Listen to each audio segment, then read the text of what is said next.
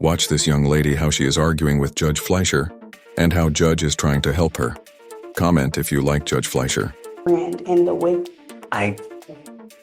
you have to understand, you've now been charged with a criminal case. Pace is at stop now. That's my concern. Like you're not doing anything. Then this is not going to work. So what we're going to do is I'm going to put you through our GED program then, because I don't think that this is going to work. Because I'm not going to sit here and hope and wish and pray that your mom's going to pay that, because she got other bills to pay. I have it to where you can do it for free. Good morning, Miss Gordon. Ma'am, you are charged with theft. Criminal mischief. You're facing up to a year in jail and or a $4,000 fine.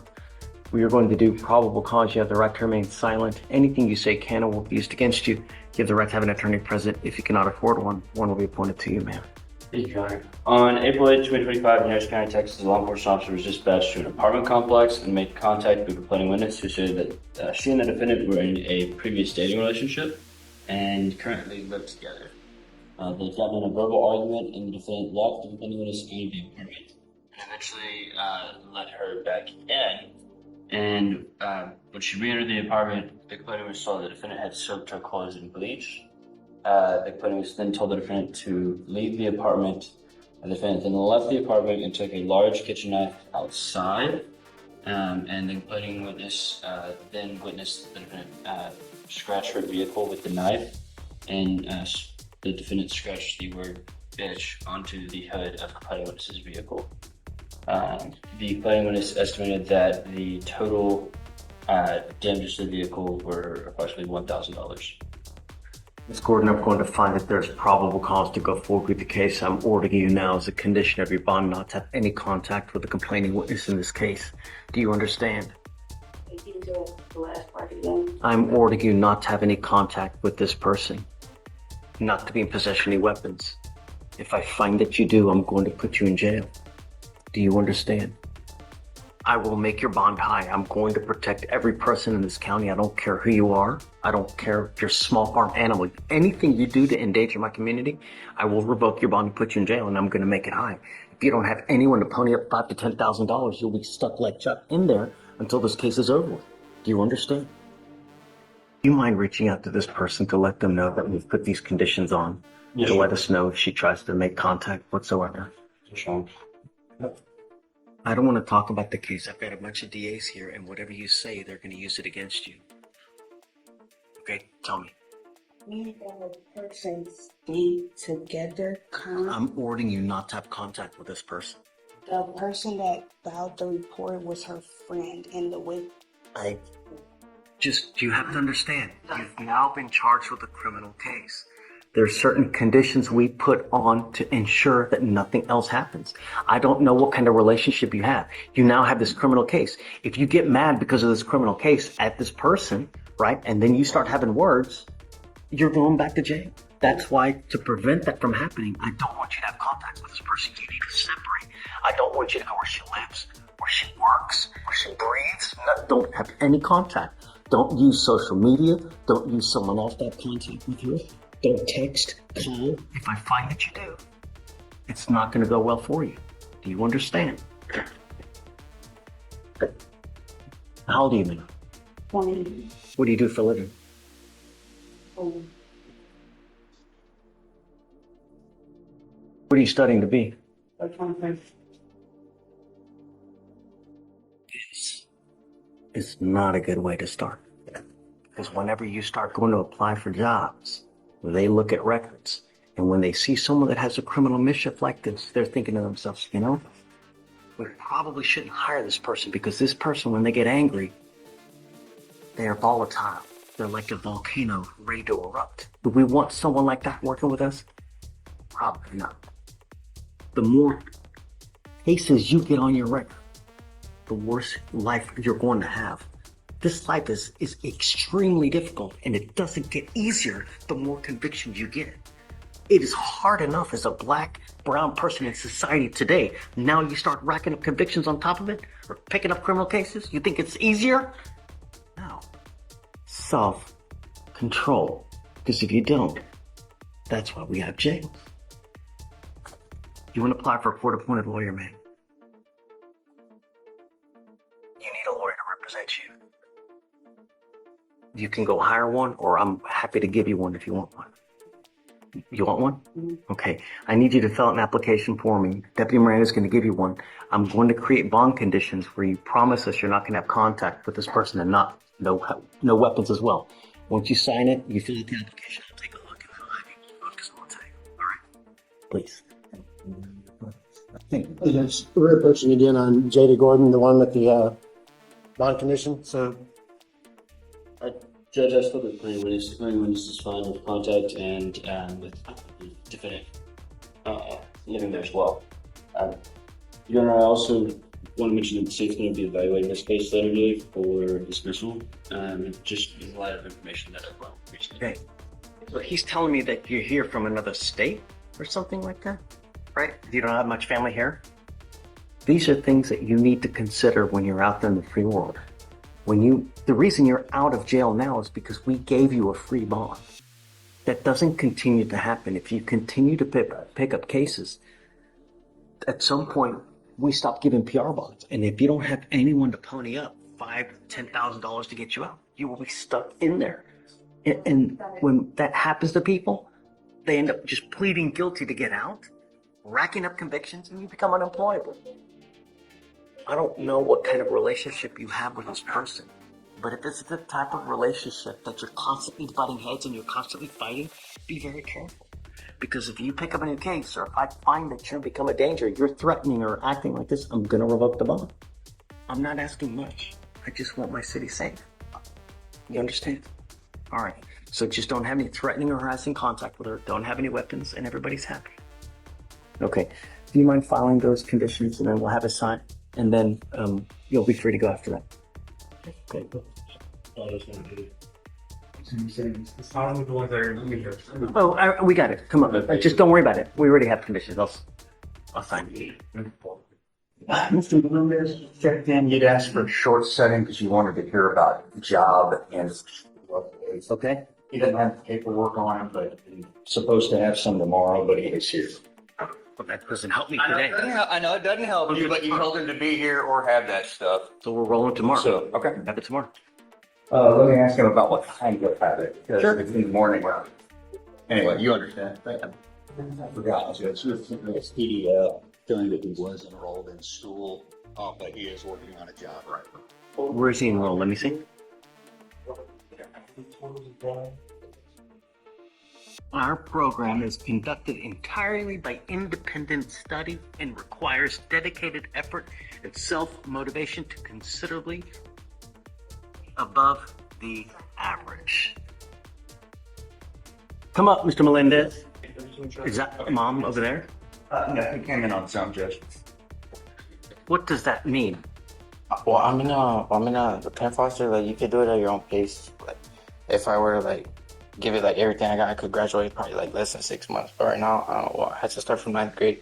But right now I'm in. So what have you done lately? I'm working on my school, and well, I don't have like I'm not like like I guess you said job, but I'm helping like one of my friends. We do. Helping means nothing. Yeah, I know. I started to. What have you done in this course, in this school? Because since it's self-study, what have you done? Right now it's all during like mental health stuff. So it's all like the course I'm in right now it's all about mental health. And the next I move by categories. So one's mental health, the next one will be math, the next one will be science, and then the other two. Not understanding the what last you're job. saying. What courses, what tests have you taken to show me that you're actually doing something?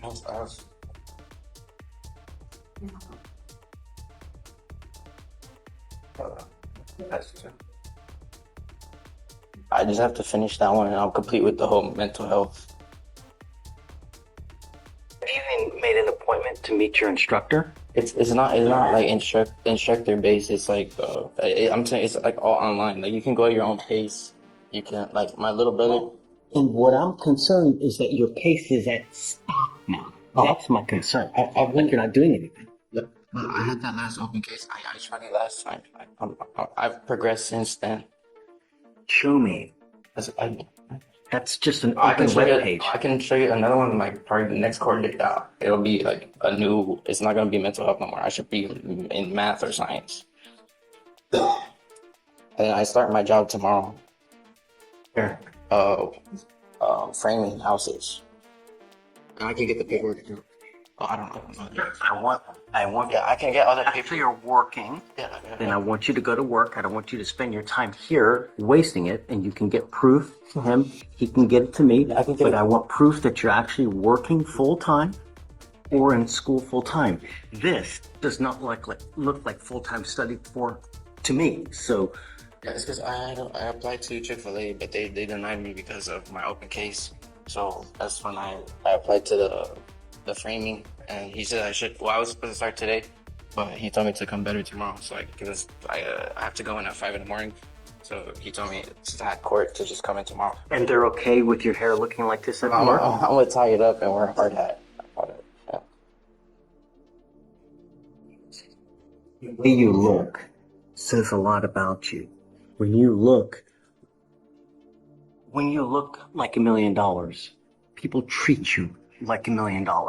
When you look like a thug, people treat you like a thug. When you act like a thug, they will treat you as such. If you go into a place and you speak professionally, how I'm speaking to you now, and when you act like you own a room, 9 times out of 10 you do.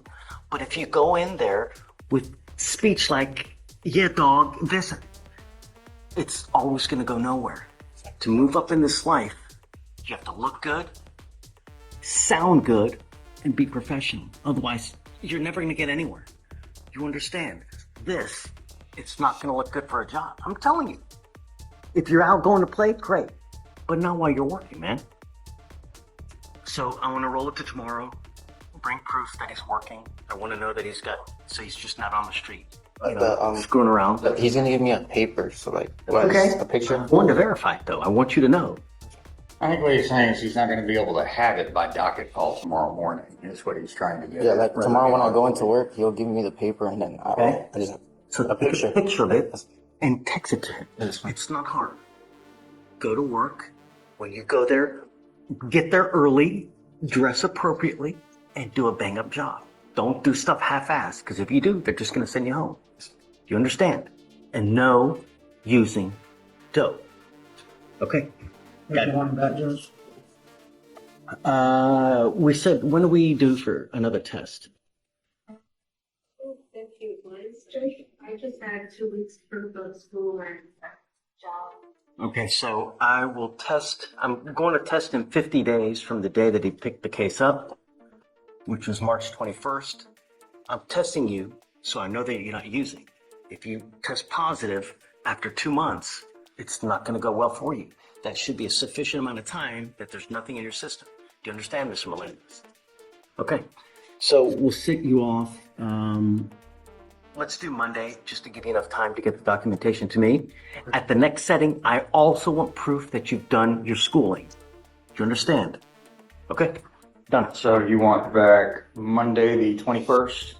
Let's do Monday for the 21st, right, so you can just show me the proof. After that, we'll sit you off maybe like 3-4 weeks. And at that time, I want proof of the school. You're telling me that you're gonna have school proof, right? Okay, that you've actually completed courses. This is like my mom told you, like the last one. Right now, I have to wait for her to pay it. So until then, I have to. That course I'm in right now, I can finish it, but until she pays it, then I can't move on. I have to see because they're asking for like $500 because she didn't pay like 2 months last year. Like she didn't pay last year, and they're making her pay like right now. So then this is not going to work. So what we're going to do is I'm going to put you through our GED program then, because I don't think that this is going to work. Because I'm not going to sit here and hope and wish and pray that your mom's going to pay that, because she got other bills to pay. I have it to where you can do it for free. How long would that one take? It's on you. So let's do this. We'll put it back on Monday. We'll get back Tori back, and then we can figure out how to go with that as well. I don't see. I just don't know if you have access to what Shatori does, because I don't know. You know what it is? Okay. So I'll get him to sign and then he'll take a seat until she cleans it up. Okay. Okay. So I said Then we're gonna get him sources so that you can sign up for your GED program for free. This is free, so there's no excuse. It's a matter of you putting the time in to get it done. Do you understand? Okay, done. Thanks, Ms. Davis. Right this way.